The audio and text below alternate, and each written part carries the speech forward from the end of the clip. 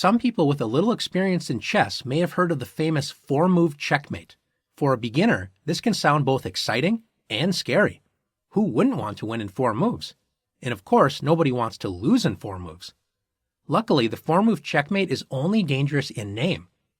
If you know what you're doing, that is.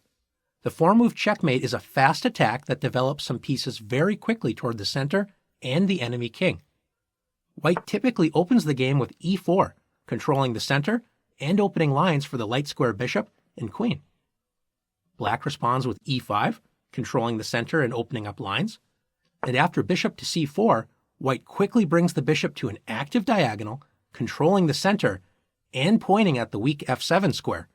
Notice the f7 square is only protected by Black's king. Black typically plays knight to c6, making a sensible developing move, or sometimes will play bishop to c5. In either case, White has the option of the aggressive queen to h5, joining the bishop in the attack against the key f7 square.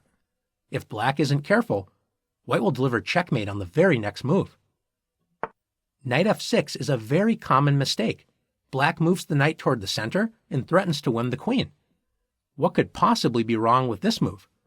Unfortunately, it forces the white queen to move exactly where it wanted to go, the f7 square, and deliver checkmate. You'll notice that the black king has nowhere to run. Black also can't block the check as the queen is literally touching the king. Notice Black has no piece to capture the queen, and the king cannot capture the queen, because then the light square bishop would capture the king, and that's not allowed. This is the 4-move checkmate. Now let's go back and see how Black could have avoided this unfortunate end to the game. After the moves e4, e5, bishop c4, knight c6, and queen h5, Black must block the f7 square. The best way to do this is by playing g6. It attacks the queen, and it prevents the queen from capturing f7. White retreats the queen, but don't celebrate too early. The white queen refocuses its attack on the f7 square, threatening checkmate on the very next turn. Black can once again block the queen's path to the f7 square and develop a piece at the same time with knight f6. Notice if White tried to capture the knight, Black would recapture and win the queen. At this point, Black is safe and White has wasted some time running around with the queen.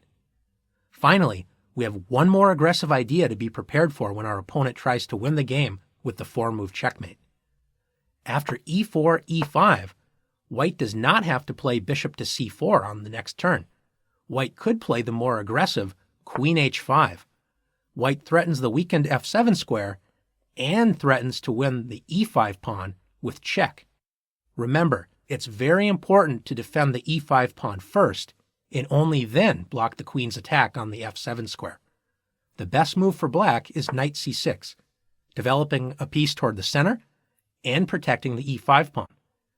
After bishop to c4, White's bishop joins the attack on the f7 square. Do you remember how Black can best block the f7 square and attack the queen? That's right, g6. White sets up another checkmate with queen f3, threatening to take on f7. Do you remember how to block the second checkmate attack? That's right, knight to f6. Now that you've learned what the 4-move checkmate is, it's time to see what you've learned.